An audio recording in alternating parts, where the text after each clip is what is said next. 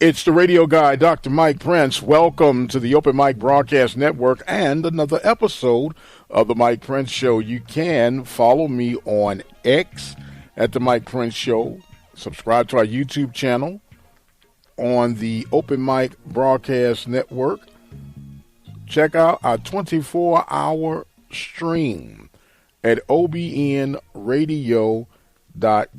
It is our mission to try to bring you some news that you can use, and today is no exception to the rule. And with that being established, let us jump right into today's episode. Congratulations to the FAMU Rattlers taking care of business this past weekend over the Mid-Eastern Athletic Conference champion, the Howard Bison. A much better and closer game than anticipated. Final score was 30-26, but the Rattlers were able to take care of business throughout the second half at least, because for the most part, the Bison came out somewhat setting the tempo, being more physical and dictating, but then the Rattlers got their act together and ended up the final man standing from Atlanta, Georgia.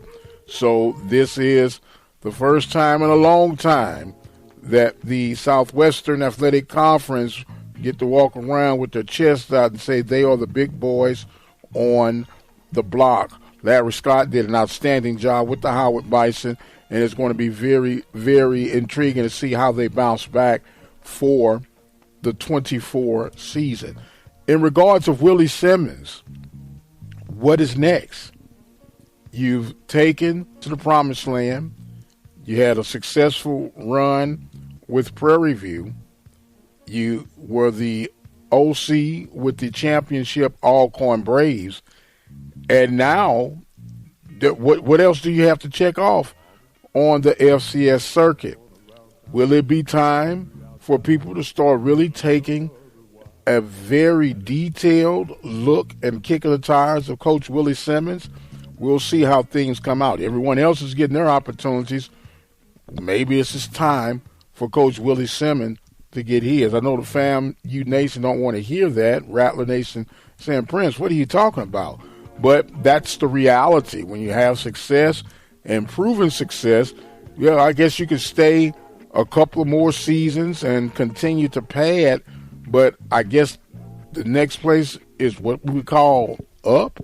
We'll keep a pulse on how things are going. And speaking of up, it has been speculated, announced, and soon to come to reality that Mickey Joseph will be the next head football coach for the Grambling State Tigers.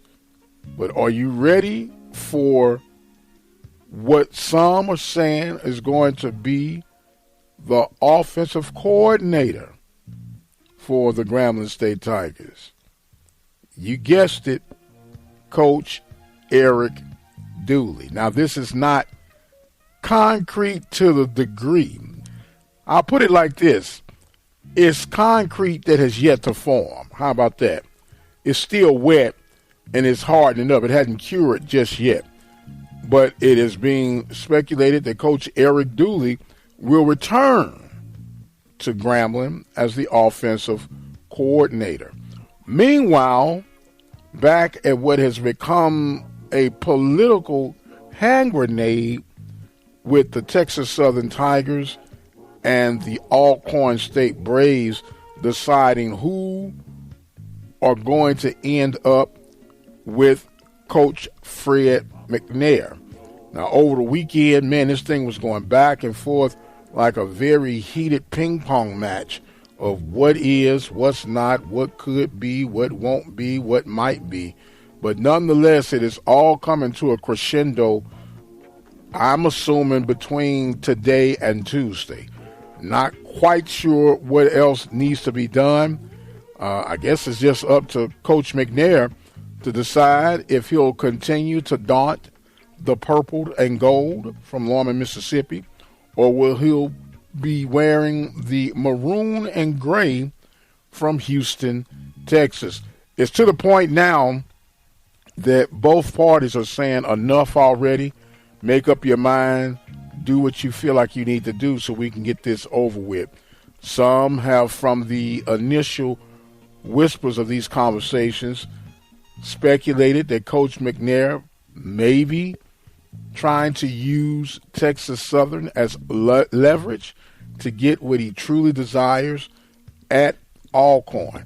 But it's not days, weeks, not even hours now. It's down to the last minutes of what will be announced soon and very soon. From Las Vegas, Nevada, on the hardwood, you had the HBCU shootout, where Jackson State found themselves victorious over Howard and over North Carolina A&T, while the Texas Southern Tigers, representing the SWAC as well, they fell to Howard but was victorious. They fell to North Carolina A&T but were victorious over Howard.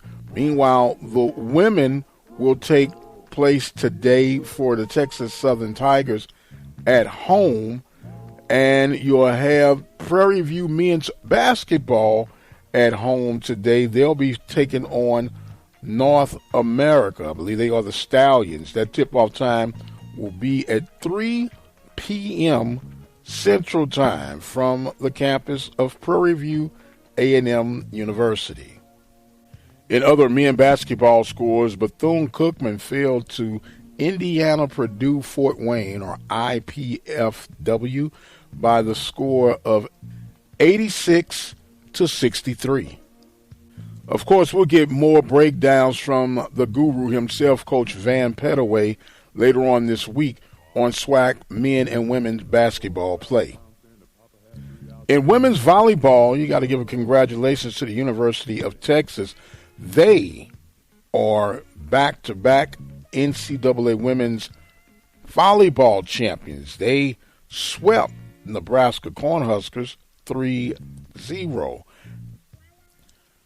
Meanwhile, as my pop would say, back at the ranch, on the baseball side of things, the Prairie View A&M universities, as we reported, are installing or should have installed the new AstroTurf infield right now, and I'm truly excited to hear that, which leads me to think, or at least assume, that maybe next they will address the lighting situation, not only on the baseball field, but on the softball field, so you can get some proper night games played, which could increase your awareness for the community for baseball and softball events, and perhaps even generate a little funding that can help try to offset some of the expense that it takes to these installations.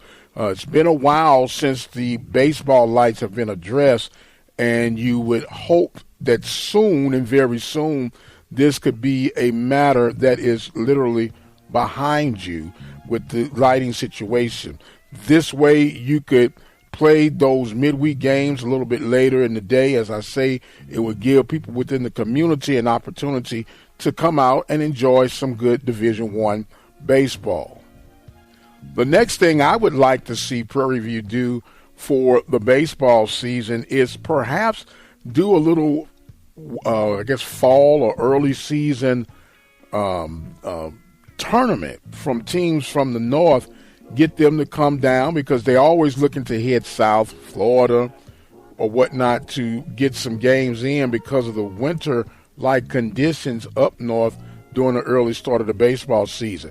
That way you can possibly get some impressive wins, build your resume up, and your RPI for later on consideration with these at-large bids. But that would be something that you, I guess, have to work out between the coaches and athletic directors in the near future. But I understand you play your Andre Dawson Classics, and they have these other Minute Maid Park events, but you're playing the same teams, and I don't really see the benefit of that, playing teams within your division, especially within the conference ranking, and you're not playing people from the East Division in Prairie View, Texas Southern case.